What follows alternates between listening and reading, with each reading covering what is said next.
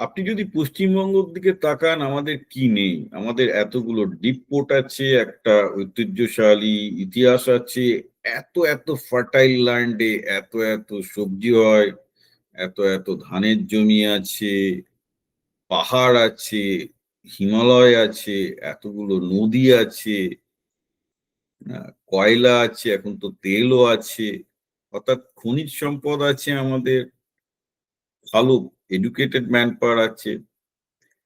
পশ্চিমবঙ্গ এত কিছু থাকার পরও একটা ভিখিরি রাষ্ট্র, ভিখিরি রাজ্য।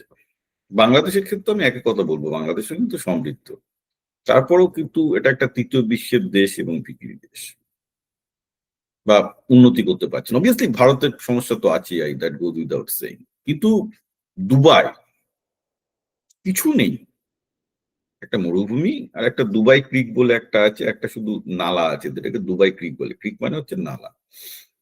এই নালাটা অ্যাকচুয়ালি সমুদ্র থেকে চলে গেছে, তার উপর ওই নালাটার উপর বেস করে একটা পোর্ট ছিল, মানে একটা ছোটখাটো বন্দর ছিল। তাও এই নয় যে সেটা বাহারিন বা অন্যান্য বন্দরের তুলনায় এমন কিছু। আজকে সেই দুবাই কিন্তু গোটা বিশ্বের সাথে আমেরিকার প্রত্যেকটা শহরকে হারিয়ে দিচ্ছে, ইউরোপের শহরদেরকে তারা অনেক আগে হারিয়ে দিচ্ছে। এবং এটাকে যারা সম্ভব করেছে সেটা হচ্ছে আল মাকতুম ফ্যামিলি, অর্থাৎ যারা দুবাইয়ের শেখ। তো ইতিহাসটা খুব ইন্টারেস্টিং। আমি এই জন্য দুবাইয়ের ইতিহাসটা খুব ভালো করে বোঝার চেষ্টা করি, এবং আমরা যখন ইতিহাস পড়ি এটাই বোঝার চেষ্টা করি যে আমরা পশ্চিমবঙ্গ বা ভারতবর্ষের ক্ষেত্রে একই কথা বলবো, এরকম একটা সমৃদ্ধ অঞ্চল পাওয়া সত্ত্বেও এটাকে ট্রান্সফর্ম করা গেল না ঠিকভাবে, বা হচ্ছে হয়তো স্লোপ স্পেসে, সেখানে দুবাই একদম স্কাই লিমিটে ছুটছে। বাংলাদেশও একই কথা বলতে পারি।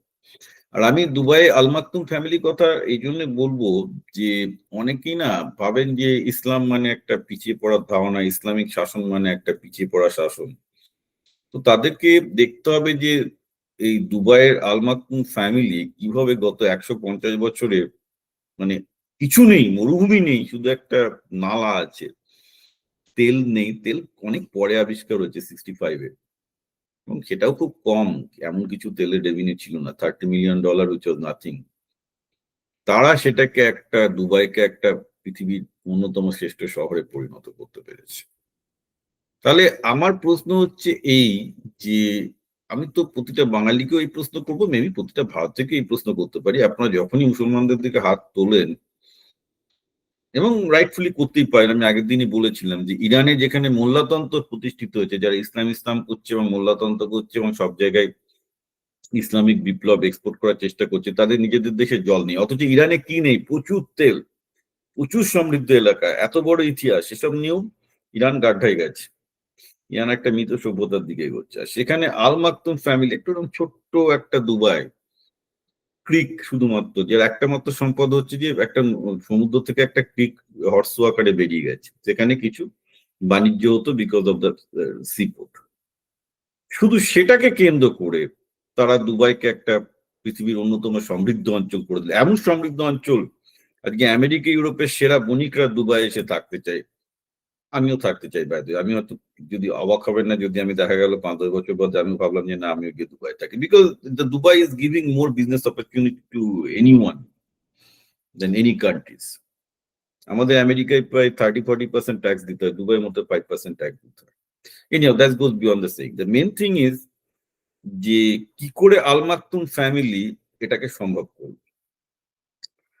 এবং এটাই হচ্ছে সবচেয়ে ইন্টারেস্টিং জিনিস, যে আল মাকতুম ফ্যামিলি সবসময় দেখেছে যে কি কি, তারা কিন্তু ইসলাম দিয়ে কোনো সিদ্ধান্ত নেয়নি, তারা তাদের কোনো রিজিওনালিজমের উপর বেস করে সিদ্ধান্ত নেয়নি, বরং তারা রিজিওনালিজমের এগেনস্টে গিয়ে একের পর এক সিদ্ধান্ত নিয়েছে। যেমন একটা সময় যেমন ছিল যে সমস্ত পোর্টে ট্যাক্স দিতে হবে। Dubai is the first port in the world যেটা একদম ট্যাক্স ফ্রি করে, এবং সেটা করেছিল 150 বছর আগে। যার জন্য দুবাই প্রথম থেকে বন্দর নগরী হিসেবে আজ থেকে 150 বছর আগে এস্টাবলিশ। কিন্তু তখন ওটা একটা ফিশারম্যান ভিলেজ ছিল, এমন কিছু ট্রেড ছিল না। তারপর দেখা গেল ওখানে পার্ল পাওয়া যাবে, তো ওখানে একটা পার্ল ইন্ডাস্ট্রি তৈরি হয়, সেটাও জাপানিজ পার্ল, কৃত্রিম পার্ল আসার পর সেটাও নষ্ট হয়ে যায়, দিয়ে দুবার কোল্যাপসড অলমোস্ট। এবং তাদের ওই যে ওদের যে ক্রিকটা ছিল সেটাও প্রায় ডুবে যাচ্ছিল। তো তখন লাকিলি কুয়েতে কুয়েতে তেল আবিষ্কার হয়েছে। কুয়েতের শেখদের কাছ থেকে ধার ফার করে সেই ডিপসি পোর্টটাকে আবার সংস্কার টংস্কার করে কোন রকমের দুবাইকে এই মাকতুম ফ্যামিলি বাঁচিয়ে রেখেছিল। তারপর 65-এ তেলের আবিষ্কার হয়।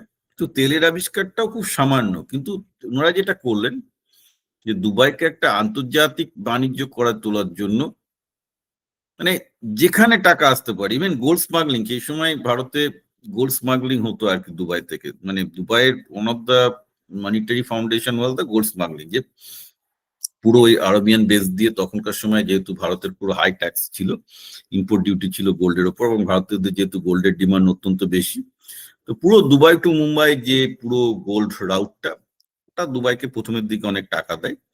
তারপর তেল আবিষ্কার হওয়ার পর দুবাই আস্তে আস্তে একটা ইন্টারন্যাশনাল ট্রেড সেন্টার হিসেবে তৈরি করে, এবং দুবাইয়ের শেখরা আল মাকতুম ফ্যামিলি যারা এখন শাসন ক্ষমতায় আছে, তাদের ভিশন, এবং 71-এ তারা আবুধাবি থেকে শুরু করে বাকি ইমিরেটস গুলোকে নিয়ে একটা ইউনাইটেড আরব ইমিরেটস তৈরি করলেন।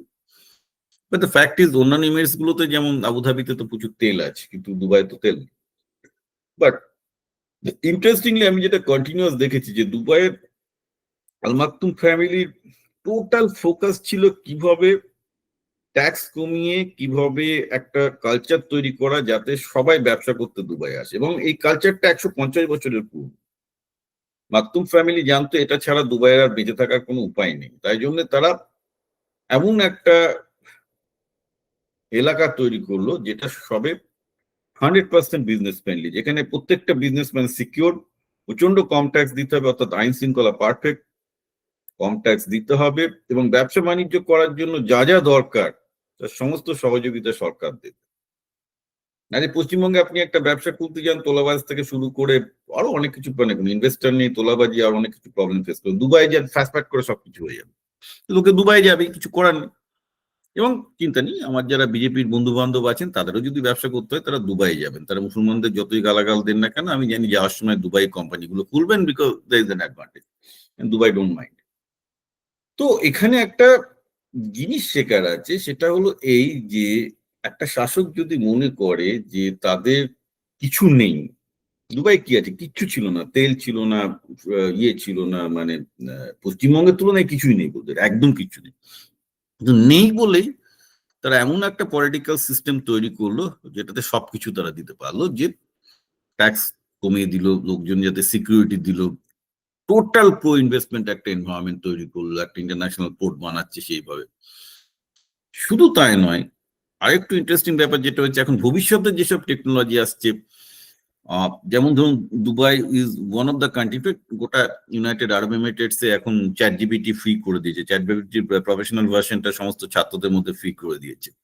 ওরা এআই দিয়ে ব্যবসা করার ব্যাপারে আমি যেটা প্রতিদিন বাবা মাকে বলে যাচ্ছি, ভাই তোরা এআই দিয়ে ব্যবসা শেখ, ব্যবসা শেখ, দুবাই সেটা অলরেডি নিজেরা চালু করে দিয়েছে। দুবাই শিক্ষা ব্যবস্থা, স্কুলের শিক্ষা ব্যবস্থা এখন সবচেয়ে বেশি আধুনিকরণ হয়েছে, এখন ছোটবেলা থেকে শেখাচ্ছে ওরা যে তোমরা এআই দিয়ে ব্যবসা করো, বিকজ ওরা জানে ওখানে একটা বিজনেস এনভায়রনমেন্ট দরকার। So fact of the matter is, আমি যেগুলো বলছি সেগুলো কিন্তু আমি অ্যাবস্ট্রাক্ট কিছু বলছি না। ইনফ্যাক্ট দুবাইয়ের দিকে তাকালে বুঝতে পারবেন আমি যে জিনিসগুলো বলার চেষ্টা করছি, দুবাই আমি দেখি তোদের শেখরা অনেক আগে থেকে সেটা করে ফেলছে। এরপরও আপনি বলুন যে আমি কেন বিশ্বাস করতে যাবো যে মুসলমানরা একটা পিছিয়ে থাকা যেতে হবে। আমি একজন দেখতে পাচ্ছি যে একটা মুসলমান শাসক, সেটা কাতারের হোক, সৌদি আরবের হোক, বা দুবাইয়ের হোক, যারা রক্ষণশীলতাটা স্টিল মেনটেন করছেন, এবং তাতে আমি খারাপ কিছু দেখি না, তারা তাদের ফ্যামিলি কালচার খুব ভালোভাবে মেনটেন করছেন। তারপর করার পরও তারা স্কুলে কিন্তু সাংঘাতিকভাবে আধুনিক, যে সেখানে এআই কে কাজে লাগিয়ে যাতে তারা ব্যবসা করতে পারে, খেতে পারে, তার সমস্ত রকম ব্যবস্থা করছেন। যার জন্য কি হচ্ছে, আপনারা এখানকার যারা এই যে লিবারালি বলুন, যারা অ্যাকচুয়ালি মহিলাদের রক্ষণশীলতার জন্য সারাদিন গালাগাল দিচ্ছেন, এবং প্রচুর ফেমিনিস্ট দেখেছেন, তাদেরকে বলুন বিটুইন দুবাই অ্যান্ড কলকাতায় কোথায় থাকবেন, প্রচুর বড় ফেমিনিস্ট, তারা দুবাইয়ে থাকবেন, কিন্তু ফেমিনিস্ট লিবারাল।